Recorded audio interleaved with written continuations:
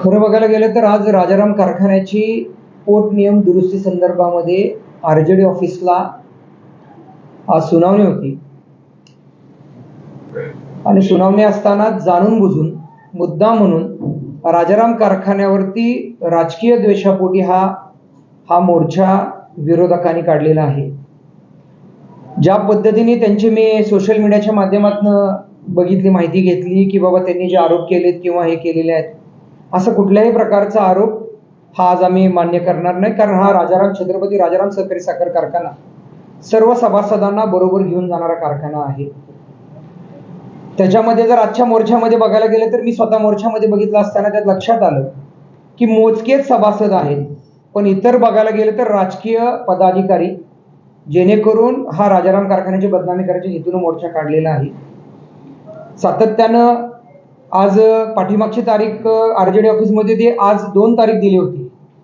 राजकीय विरोधकांनी राजकीय प्रेशर आणण्यासाठी आरजेडीवरती प्रेशर आणण्याचा दबावपोटी हा मोर्चा काढलेला आहे। याच्यामध्ये कुठलेही तथ्य नाही। राजाराम कारखाना 15,000 सभासदांचा कारखाना आहे। याच्यामध्ये जवळजवळ 80 ते 82% सभासदांचा ऊस हा राजाराम कारखाना आजपर्यंत घेत आलेला, त्याचा रेकॉर्ड सुद्धा आमच्याकडे आहे। याच्यामध्ये जुनेही पदाधिकारी त्याच्यामध्ये काम करणारी लोक आहेत, त्या पदाधिकाऱ्यांनी सुद्धा या कारखान्याला ऊस दिलेला आणि नेला जातो। हा कारखान्याचा प्रोग्राम 10 सर्कल आहेत आपले आणि पोर्ट सर्कल 2 आहेत, तिथे जाहीरपणे हा कागद लावला जातो आणि प्रशासन हा क्लिअर कट तिथं क्लिअर लिहिलेला असतो की बाबा काय कशा पद्धतीने ऊस तोड दिले जाईल, त्याची तारीख वगैरे कळवलेली असते। जाणून बुजून खोडसाळपणाने कुणीही तरी मुद्दाम केला असेल, असा कुठला प्रशासनाकडून किंवा आमच्याकडून अधिकृत कागद दिलेला जात नाही, असं कुठलंही राजकारण केलं या कारखान्यात जात नाही। त्यामुळं असं बघायला गेलं तर हा ऊस वेळेत नेला नाही किंवा हा म्हटला असेल तर ते मी मान्य करीन, कारण शेतकरी संघटनेचं आंदोलन, मराठा मोर्चाचं आंदोलन, या दोन्ही आंदोलनामुळे कारखाने 15 दिवस पुढे गेलेले आहेत। त्या भागातील यंत्रणा या प्रत्येक कारखान्यामध्ये, म्हणजे राजाराम कारखानाच नाही तर जिल्ह्यात नाही तर राज्यातल्या सगळ्या कारखान्यांना ह्या यंत्रणेचा फटका बसलेला आहे। प्रोग्राम थोडा पुढे पाठीमागं होतो, असं कोण जाणून बुजून करत निवडणुकीनंतर सभासद अपात्रतेच्या संदर्भातला निकाल आमच्या बाजूने लागलेला आहे, त्यामुळे जी काही निवडणूक झाली त्याच्या विरोधात आम्ही आता न्यायालयात जाणार असल्याचं त्यांनी म्हणले आणि जी काही एकूणच निवडणूक प्रक्रिया झालेली, जी निवडणूक झाली त्याला आता न्यायालयात आव्हान देण्याचं जे सुरुवात त्यांनी केली आणि या संदर्भात सगळ्यांना आहे तेच असे नाहीत। कुठल्याही सभासद कारखान्याच्या संदर्भात न्याय मागण्यासाठी कुठल्याही कारखान्याच्या संदर्भात तो न्यायालयात जाऊ शकतो आणि त्याच पद्धतीने आम्हीच त्या पद्धतीने आम्हाला सुप्रीम कोर्टाने न्याय दिलेला आहे।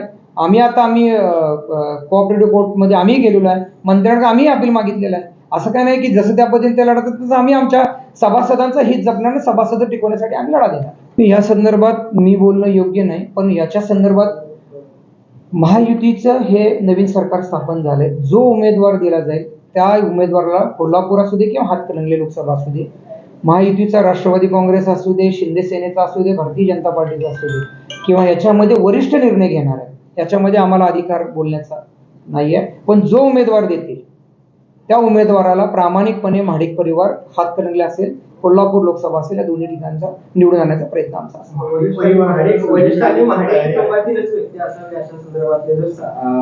संदेश दिला तर तयारी महाडिक कुटुंबाची आहे।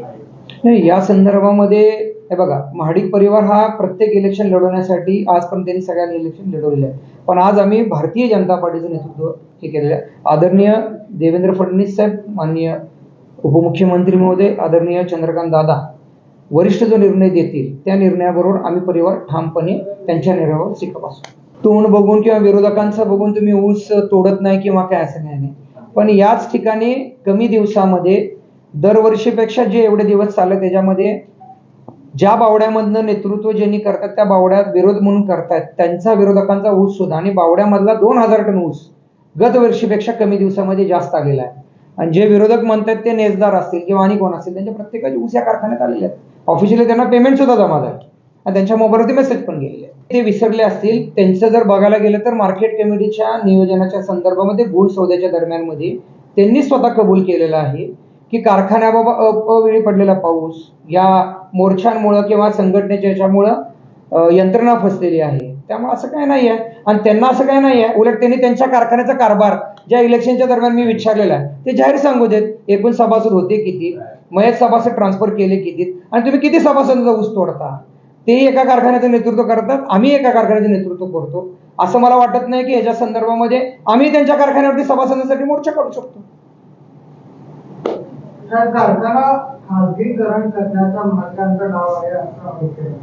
ज्यांनी स्वतःचा कारखाना खाजगीकरण केला असंच मी म्हणतो की ज्या सभासद शेतकऱ्यांनी माझ्या कारखान्यावरती मोर्चा काढण्याचा जो प्रयत्न केला, ज्यांचं नेतृत्व स्वीकारून त्यांनी त्यांचाच कारखाना डी वाय पाटील कारखाना हा खाजगी केलाय, तिथल्या कारखान्याच्या सभासदांसाठी सुद्धा त्यांनी मोर्चा काढावा असं मला वाटतंय. आणि आजच्या मोर्चामध्ये बघायला गेलं तर कारखान्यातले 1-2% सभासदच या मोर्चामध्ये होते. बाकी गोकुळ संचालक, केडीसी बँकेचे संचालक, मार्केट कमिटी संचालक, इतर बँकेचे संचालक हेच होते.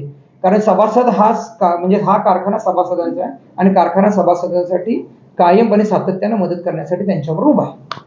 तुम्ही पुन्हा एकदा दावा करताय की असं कुठल्याही पद्धतीचं राजकारण कारखान्यात होत नाही, सगळ्याच सभासद शेतकऱ्यांचा गेले 30 वर्ष झालं माननीय माधवराव महाडिक साहेब यांच्या नेतृत्वाखाली हा कारखाना सभासदांसाठी काम करत आलेला आहे. इथून पुढेही सभासदांसाठीच काम केलं जाणार आहे. सर्व सभासदांना न्याय द्यायची भूमिका आमची असणार. लोकसभेची निवडणूक आज आपण जो विचारला की दक्षिण विधानसभा मतदारसंघाची निवडणूक लढवण्या संदर्भामध्ये, पण आता पहिला पुन्हा एकदा आदरणीय पंतप्रधान मोदीजींना पुन्हा पंतप्रधान करण्याची भूमिका आमच्या कार्यकर्त्यांची आहे. त्यानंतर विधानसभा आहे, त्या निवडणुकीच्या दरम्यान त्या निर्णय आपण घेऊ. दौरे सुरू झालेले आहेत तुमचे देखील, विद्यमान आमदार देखील आता दौरे करायला लागलेले आहेत. एकूणच निवडणुकाला बसण्याची तयारी सुरू झालेली आहे. विद्यमान आमदारांच्या कार्यप्रणालीबद्दल तुम्हाला काय सांगायचं आहे? कारण मी कुणाबद्दल बोलणं योग्य नाही, पण मी स्वतः सांगेन की 14 ते 19 या कोल्हापूर दक्षिण विधानसभा मतदारसंघातील लोकांनी मला निवडून दिलंय. त्यांचं प्रामाणिकपणे त्यांची सेवा करणं, त्यांची काम करणे ही भूमिका माझी स्वतःची आहे. ही 24ची जी निवडणूक आहे त्या पद्धतीने त्या निवडणुकीच्या दरम्यान निर्णय घेतले जातील. पण मला असं वाटतं 2004 असेल किंवा काय असेल, लोकसभा असेल, जिल्हा परिषद असतील, ग्रामपंचायत, हा भारतीय जनता पार्टीचा उमेदवार निवडून येण्यासाठी आमचा सगळ्यांचा प्रयत्न निश्चितपणे असणार आहे.